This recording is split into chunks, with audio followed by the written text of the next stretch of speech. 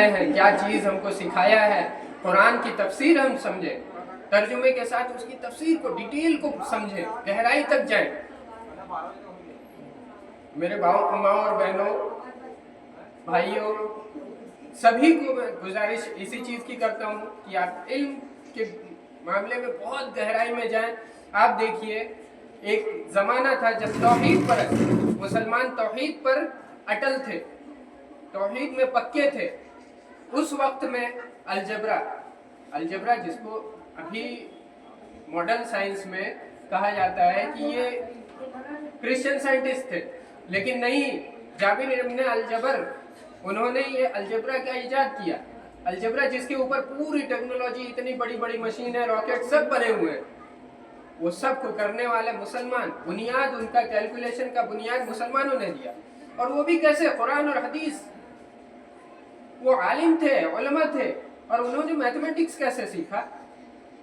قرآن اور حدیث کے اندر. حقیقت میں آپ جب قرآن اور حدیث کو سمجھ کر پڑھیں گے نا, آپ کو اس کی گہرائی سمجھ میں آئے گی. اگر آپ سائنس کے اسٹوڈنٹ ہیں تو آپ کو سائنس کے طور پہ قرآن سمجھ میں آئے گا. میتھ کے اسٹوڈنٹ ہیں, آپ کو میتھ کے طور پہ قرآن سمجھ میں آئے گا. آپ فلسفی کے اسٹوڈنٹ ہیں, منو وگیان کے ہیں, تو آپ کو منو وگیان اس میں سمجھ میں آئے گا, بالکل اعلیٰ درجے کا, ہر چیز میں بالکل ٹاپ کلاس. اگر آپ وکالت سیکھ رہے ہیں, حقیقت میں آپ کو وکالت قرآن میں دکھے گی. آپ ان چیزوں کو گہرائی کے ساتھ سیکھیں تو صحیح. آپ اپنا گھر چلانا چاہتے ہیں, بہت اونچی بات نہیں کر رہا ہوں, صرف گھر کی بات کر رہا ہوں. آپ کے گھر میں کچھ مشکلات آتی ہیں, پریشانیاں آتی ہیں, آپ کو حل نہیں سمجھ میں آ رہا, آپ قرآن کے کچھ 2-4 پنے پڑھ لیجئے ترجمے کے ساتھ, آپ کو حل مل جائے گا انشاءاللہ. اللہ نے قرآن کی ہر آیت میں یہ مزہ رکھا ہے, یہ انداز رکھا ہے کہ آپ قرآن کی ہر ایک آیت سے, ہر ایک سورت سے آپ اپنے ہر دنیا کے معاملے کا حل نکال سکتے ہیں. تو کیوں آپ اتنی اونچی, اتنی عظیم چیز کو تاکہ کے اوپر بڑی عزت سے رکھے ہوئے؟ اس میں عزت آپ کو قرآن کا ادب یہ ہے کہ اس کا حق ادا کیا جائے, اس کا جیسے اس کو پڑھنا ہے ترتیل کے ساتھ, راگ کے ساتھ, ویسے پڑھا جائے, اس کو سمجھا جائے, اس کو سیکھا جائے, تبھی وہ قرآن کا حق آپ ادا کر پا رہے ہیں.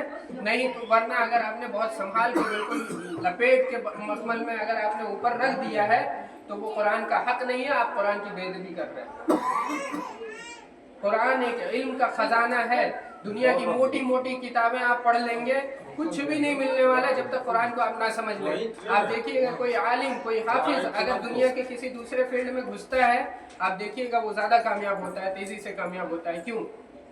کیونکہ اس کا دماغ اس طریقے سے سمجھنے والا ہو جاتا ہے. اللہ نے اس کو علم ایسا دیا ہے. تو میرے بھائیوں, دوستوں, بہنوں, سب سے گزارش ہے کہ آپ انٹرنیٹ کا صحیح استعمال کریں, صحیح جگہ استعمال کریں. اگر آپ کے پاس قرآن اور حدیث کی کتابیں نہیں موجود ہیں تو کم سے کم انٹرنیٹ کے ذریعے اس کو حاصل کریں, پتہ کریں کیا صحیح ہے, کیا غلط ہے. آپ صحیح جانکاری لیں, اس کے بعد اس کو اپنے عمل میں لے کے آئیں. آپ کے اخلاق میں وہ چیز جھلکنی چاہیے. آپ کے چلنے میں, آپ کے اٹھنے میں, آپ کے بیٹھنے میں, آپ کے بات کرنے میں, آپ کے کھانا کھانے میں, آپ کے پانی پینے میں.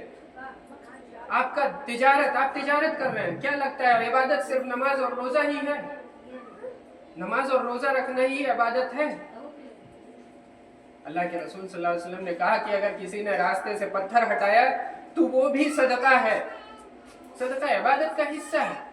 تو عبادت ہر وہ عمل جو آپ کر رہے ہیں اللہ اور اس کے رسول کے طریقے پر, وہ عبادت ہے. اگر آپ نے تجارت کیا, بزنس کیا, بزنس حلال طریقے سے کر رہے ہیں, عبادت کر رہے ہیں, آپ اس وقت عبادت میں شامل ہیں. آپ نے جھوٹ نہیں بولا, جانتے ہوئے کہ میں جھوٹ نہیں بولوں گا, میں سچ بولوں گا, میرا بکری نہیں ہوگی, اس کے بعد بھی آپ سچ بول رہے ہیں, آپ عبادت کر رہے ہیں. اللہ کی عبادت میں پھر آپ کو مشکل آئے تو جیسے سورہ عصر میں اللہ نے کہا کہ زمانے کی قسم انسان گھاٹے میں ہے, سوائے ان لوگوں کے جو ایمان لائے, اچھا عمل کیے, اور وتواصوا بالحق, حق کی وصیت کرتے رہے, وتواصوا بالصبر, اور صبر کے ساتھ کام لیتے رہے.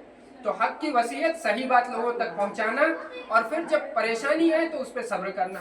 تو یعنی آپ نے عبادت کیا, हक की बात किया, लोगों को सही बात पहुंचाया, उसमें परेशानी आएगी तो उसमें भी सब्र करें।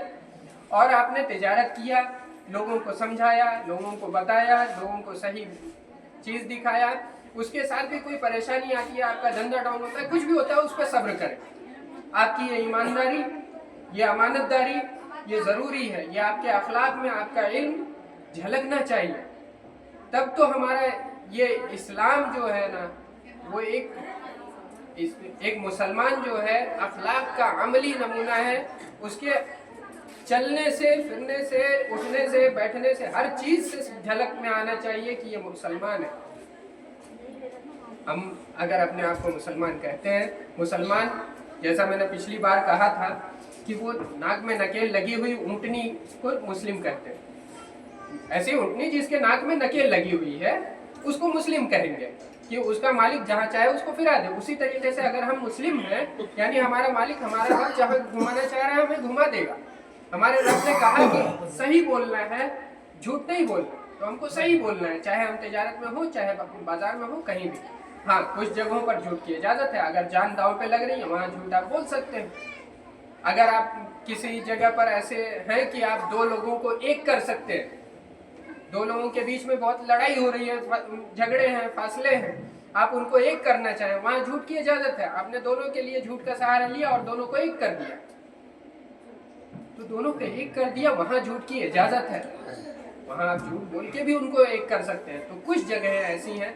अब आप जब इल्म हासिल करेंगे, सीखेंगे, तब तो आपको समझ में आएगा हम झूठ कहाँ बोल सकते हैं, सच कहाँ बोलेंगे, कहाँ बचना है, किस किस जगह हमको इजाज़त है। यहाँ तक कि निकाह के मामले में ऐसे ऐसे अमल होते हैं, निकाह के बाद भी, निकाह एक जायज़ अमल है, उसके बाद इंसान आपस में ऐसे ऐसे अमल करता है जो हराम है। हम सीखेंगे नहीं तो हमको पता कैसे चलेगा? हमने पढ़ा ही नहीं, हमने सोचा निकाह कर लिए सब जायज़। नहीं भाई, कुछ चीज़ें ऐसी हैं जो निकाह के बाद भी अल्लाह के रसूल सल्लल्लाहु अलैहि वसल्लम ने तरीक़ा सिखाया हर चीज़ का। अल्लाह ने तरीक़ा बताया अल्लाह के रसूल सल्लल्लाहु अलैहि वसल्लम के ज़रिए, तो हमें वो चीज़ समझना चाहिए, सीखना चाहिए। नहीं मालूम है तो कुरान की एक आयत है, फस्अलू अहल ज़िक्रि इन कुंतुम ला तअलमून, अगर तुम्हें नहीं मालूम तो अहले ज़िक्र यानी इल्म वालों से पूछ लो। भाई अगर आपको नहीं पता है कोई चीज़ तो जो जानकार है उनसे पूछ लो। हाँ, अब आप एक चीज़ और ध्यान दें, क़यामत के दिन जो 5 सवाल होंगे, इंसान अल्लाह के सामने जब हिसाब किताब के लिए खड़ा होगा तो 5 सवाल होंगे। जब तक उन 5 सवालों के जवाब इंसान नहीं दे लेगा तब तक उसके पैर हिल नहीं सकते। तो उन 5 सवालों में एक सवाल ये भी होगा, इल्म कहाँ से हासिल किया? तो मेरे भाइयों, अगर हम इल्म हासिल कर रहे हैं तो कहाँ से सीख रहे हैं, कहाँ से हासिल कर रहे हैं, वो जानना ज़रूरी है। क्या हमने दीन का इल्म हासिल किया तो अहले तौहीद है? क्या वो कुरान और हदीस का सही इल्म दे रहा है? हम उनसे सवाल करें। आप किसी मौलाना से, किसी आलिम से या किसी जानकार से अगर पूछ रहे हैं कोई चीज़, आप पूछें कहाँ लिखा है, बताओ इसका सबूत क्या है, इसकी दलील क्या है, कौन सी हदीस है, क्या अल्लाह ने कहा है वाकई में, या आप अपनी तरफ से बोल रहे हैं, या कुरान में लिखा है या अपनी तरफ से बोला जा रहा है।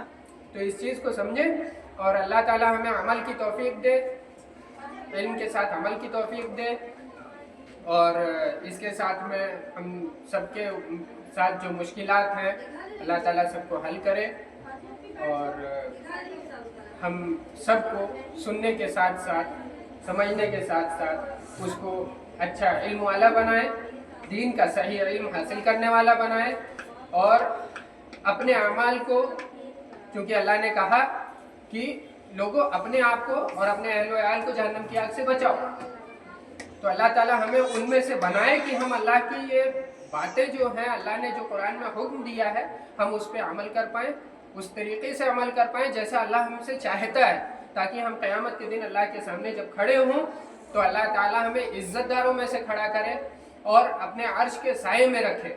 क़यामत के दिन कोई साया नहीं होगा, सूरज बिल्कुल सवा नेज़े की ऊंचाई पे होगा, बिल्कुल आप हाथ ऊपर करेंगे आप सूरज टच हो जाएगा, इतनी गर्मी, सूरज से थोड़ा करीब, गर्मी का मौसम होता है तो ज़मीन सूरज से थोड़ा करीब होती है, लाखों मील दूर है, फिर भी उन्हीं लाखों मील दूर में कुछ मील करीब होती है ज़मीन।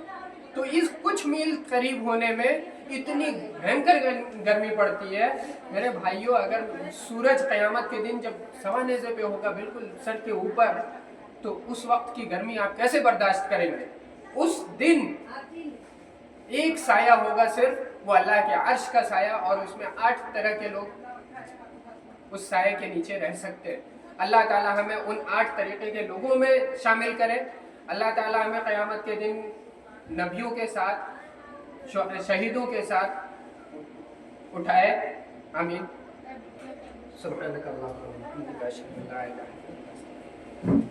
अब अगर किसी का सवाल है तो पूछ ले 5 मिनट के लिए।